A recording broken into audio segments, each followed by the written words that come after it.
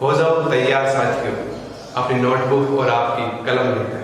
मैं आपका Vikram sir JS institute की ऑनलाइन क्लासेस में आप सबका स्वागत है। हम पढ़ रहे थे क्लास 9 के चैप्टर डेमोक्रेटिक राइट, लोकतांत्रिक अधिकार, जिसमें आम नागरिक को क्या क्या अधिकार दिए गए हैं, राइट्स दिए गए, उनके बारे में चर्चा की। 6 मौलिक अधिकार दिए गए हैं, इनके बारे में हमने पढ़ा। एक एक करके हम सारे पढ़ रहे हैं, जिसमें से हमने स्वतंत्रता का अधिकार, राइट टू फ्रीडम, और एक समानता का अधिकार, राइट टू इक्वलिटी, ये दोनों हमने पिछले वीडियो में आपके सामने उपलब्ध करवा दिए हैं। उनका बस जाइए, वापस रिवीजन कीजिए और इसका अपने नोट उतारिए। उसी कड़ी को शुरू करते हुए आज हम पढ़ेंगे शोषण के खिलाफ अधिकार, राइट अगेंस्ट एक्सप्लॉयटेशन। पहले भी मैंने इसके बारे में स्पेशली बताया था, सबके बारे में क्या क्या अर्थ होता है, मीनिंग क्या होते हैं, उसके हिसाब से। तो मेन अगर हम वर्ड को समझ लेंगे कि ये वर्ड क्या कह रहा है, फिर हम अपने आप में इंटरप्रेट तैयार कर सकते हैं। लेकिन कुछ डाटा होते हैं जो हमें डालने जरूरी होते हैं, जो हमारे बुक से होते हैं, क्योंकि वही प्रेफर करते हैं, तो उनको भी ध्यान में रखते हुए हम अपने नोट्स तैयार करेंगे, रेडी करेंगे। तो शोषण पहले भी बताया था कि एक नॉर्मल वे में, सिंपल भाषा में हम कह सकते हैं, अगर कोई व्यक्ति काम कर रहा है किसी के अंडर में या किसी के अंतर्गत, तो वहां जो काम कर रहा है उसके बदले उसको कुछ भी नहीं मिल रहा। कहने का मतलब ना रुपया मिल रहा है, ना कुछ खाने को मिल रहा है, कुछ भी नहीं मिल रहा है, मतलब ऐसे ही काम कर रहा है, तो एक प्रकार देखे तो उसका शोषण है। शोषण किसी भी प्रकार का हो सकता है, एक्सप्लॉयटेशन किसी भी प्रकार का हो सकता है, उसको मेंटली टॉर्चर भी हो सकता है, मानसिक रूप से भी हो सकता है, शारीरिक रूप से भी हो सकता है, किसी भी प्रकार से हो सकता है। तो इसको ध्यान रखना, कहने मतलब एक प्रकार से अत्याचार, सिंपल भाषा में देखें तो उसके खिलाफ क्या हो जाता है, अत्याचार। तो शोषण के खिलाफ अधिकार, राइट अगेंस्ट एक्सप्लॉयटेशन है, हमारा संविधान किस रूप से इसको देखता है और कौन से अधिकार हमें दिए गए हैं कि अगर ये चीजें हों आपके साथ में, तो आप क्या है ये अधिकार मांग लेंगे, क्या हो जाते हैं, सक्षम हो जाते हैं। तो इन चीजों को ध्यान में रखते हुए, ऐसे नहीं कि आप जो कुछ भी हो रहा है उनके खिलाफ आप आवाज उठा देंगे, ऐसा नहीं। जो ये 3 पॉइंट बताए गए हैं इसमें, जिनको माना गया है, संविधान में 3 बुराइयों को गैर कानूनी घोषित किया गया है। कहने का मतलब constitution mention specific 3 evils and declares illegal. English medium बच्चों के लिए मैं खास तौर से कहना चाहता हूं कि बुक्स आपके पास है, मीनिंग्स भी आपके पास है, लेकिन आपका उनका अर्थ पता नहीं है। अगर मैं ऐसा कहूं कि आपकी जो इंग्लिश मीडियम की बुक है, साथ में हिंदी मीडियम की बुक लेकर पढ़े, तो ठीक है, समझ में आ जाएगा, लेकिन आपको ये नहीं पता चलेगा कि किस मीनिंग का क्या अर्थ निकल रहा है। तो इसके लिए सबसे बेस्ट उदाहरण ये होता है, अपनी वोकैब तैयार कीजिए। जो भी आपको नए मीनिंग लगे, एक अलग नोटबुक में उनको डेली उतारिए और रिवीजन कीजिए। रिवीजन बिना अगर आप चाहे उतार लिए, उतना भी कर लिए, उसका कोई वैल्यू नहीं है। तो उसको ध्यान में रखते हुए मीनिंग्स को सारे उतारिए। फिर एक डिक्शनरी लीजिए, अलग से डिक्शनरी लीजिए, क्योंकि अगर आप बुक से, जो बुक्स हिंदी मीडियम की, उससे अगर आप उस वर्ड को छांटेंगे तो हो सकता है कि कुछ वर्ड के आप अलग अर्थ लगा लें, क्योंकि हिंदी में और इंग्लिश में जो सब्जेक्ट वर्ब एग्रीमेंट होता है वो एक अलग प्रकार का होता है। उस हिसाब से मीनिंग लीजिए और डिक्शनरी लीजिए, चाहे मोबाइल में डाउनलोड कर लीजिए एप्लीकेशन, या आपके पास स्पेशली कोई डिक्शनरी हो उसमें से ले लीजिए। फिर उसके आप हिंदी अर्थ लिखिए, उससे क्या होगा, आपके वोकैब क्लियर होगा। अब क्या कीजिए, मीनिंग आपने उस चैप्टर के पूरे लिख लिए, लगभग कहते हैं 100-150 इतने मीनिंग हो जाएंगे एक नए बच्चे के लिए, जो जिसने इंग्लिश को मतलब सिर्फ पढ़ा है, उतना ध्यान गौर से नहीं किया। अब क्या करना है, डेली आपको 5 या 10 या 15 आपकी कैपेसिटी के हिसाब से आधे घंटा 1 घंटा बैठ के जितने मीनिंग आपको याद होते हैं, मैं कहता हूँ डेली 15 मिनट या 20 मिनट भी दें हम, और 10-10 मीनिंग भी अगर डेली याद करते हैं तो महीने के हम 300 मीनिंग याद कर लेते हैं, है ना। तो डेली निरंतर जो अभ्यास है, डेली जो प्रैक्टिस है, वही कामयाब होती है। तो डेली क्या कीजिए, 10-10 मीनिंग जैसे ले लीजिए। आज जो हम 10 मीनिंग याद किए, फिर अगले दिन जब वापिस नेक्स्ट जो 10 मीनिंग याद करें, उससे पहले पिछले 10 मीनिंग का रिवीजन करना जरूरी है।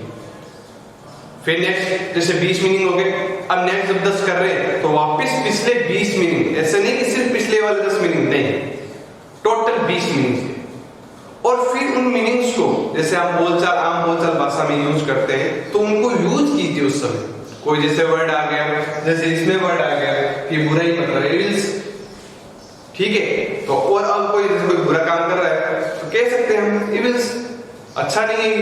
उस प्रकार से अगर हम शब्दों को यूज करेंगे डेली रूटीन लाइफ में तब उन वर्ड का क्या हो जाएगा, सार्थक रूप हो जाएगा। तो इस प्रकार से प्रैक्टिस करेंगे तो इंग्लिश मीडियम के लिए फायदेमंद रहेगा। और जितना ज्यादा हो अपना वोकैब तैयार कीजिए, मीनिंग्स लीजिए नए नए, और फिर ये चीजें फिर आपके लिए मैंने कुछ भी लिखा हुआ है, जैसे लिखा अवेयर, अब लिखा हुआ है लेकिन आपको इसका इंग्लिश मीनिंग पता नहीं, यही आपका वोकैब तैयार होगा, इससे आप इजीली कर सकते हैं। तो संविधान में 3 बुराइयों को गैर कानूनी घोषित किया गया है। कॉन्स्टिट्यूशन में से 3 इविल्स एंड डिक्लेयर्स इलीगल।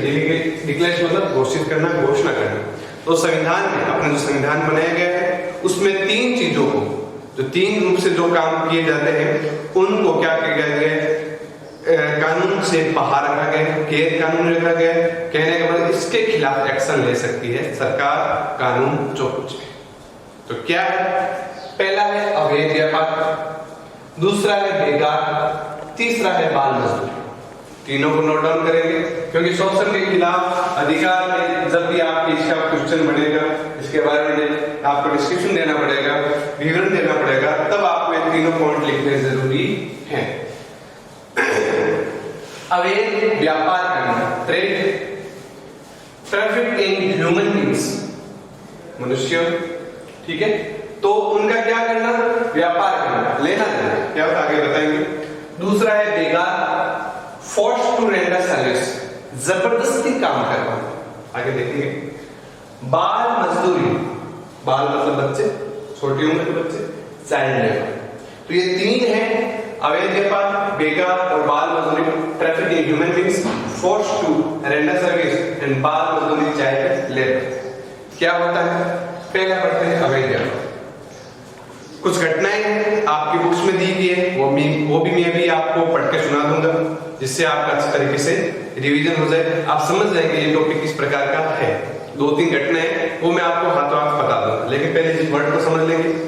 अवैध व्यापार, ट्रैफिक इन ह्यूमन बीइंग्स, पुरुषों का या औरतों का खरीदना या बेचना, ठीक है, कहीं कहीं जहाँ जरूरत होती है या कुछ और भी काम है जिसकी वजह से जबरदस्ती काम करना, कहने का मतलब उनका व्यापार करना, जो कि क्या है, गलत है।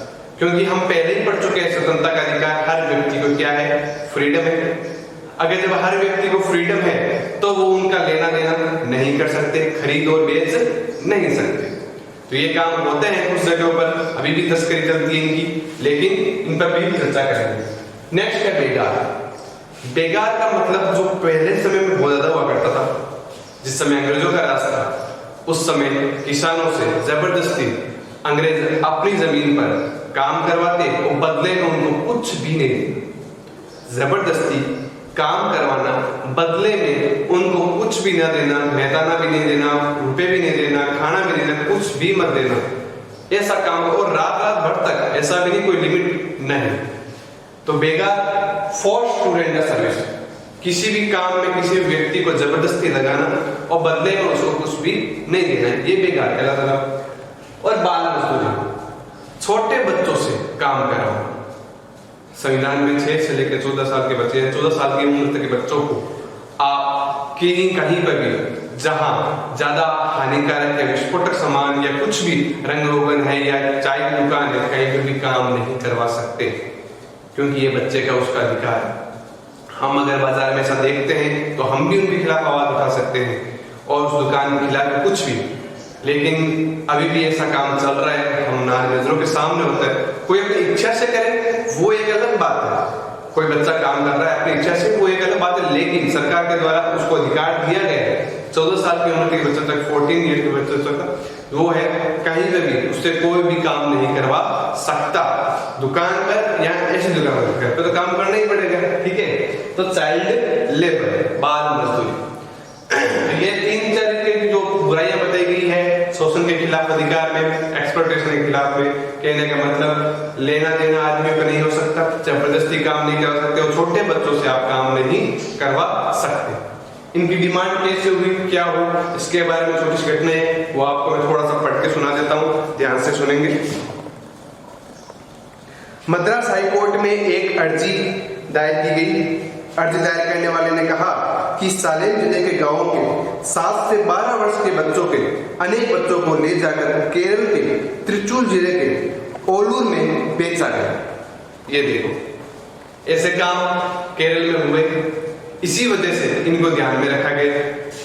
दूसरी घटना पढ़ लेते हैं। कर्नाटक के होमपेट, मोर्डर और इकाल जिले में लोह अयस्क खदानों में, जहां पर लोहा निकाला जाता है, वैसे जो खदानें होती हैं, वहां पर क्या हुआ, 5 वर्ष और उससे अधिक उम्र के बच्चों से काम कराया गया।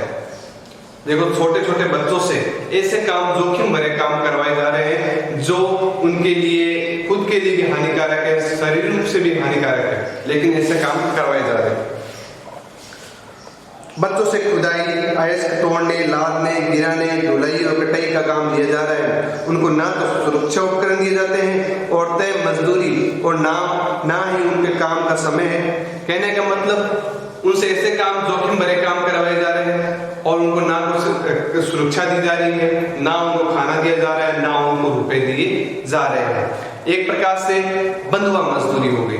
ठीक है, ऐसे काम करवाना बहुत अच्छे ही, यह बहुत ही जहरीले कचरे को ढोते हैं और खदान की धूल जो मानक स्तर से काफी अधिक है, उनके आंख, नाक, कान में जाती रहती है। इस इलाके में स्कूल की पढ़ाई बीच में छोड़ने की दर भी काफी ऊंची है। जिस उम्र में बच्चों को स्कूल जाना होता है, उस उम्र में ये ऐसे काम करवाना उनके लिए सच में हानिकारक है, शारीरिक रूप से भी और मानसिक रूप से भी, क्योंकि इन बच्चों का खुद पर अधिकार नहीं रहा, इसीलिए लोग दूसरे को खरीद के लेके गए या जबरदस्ती लेके गए और उनसे काम करवा रहे हैं, जहां उनके शारीरिक रूप से भी उनके क्या है, एक प्रकार से टॉर्चर है।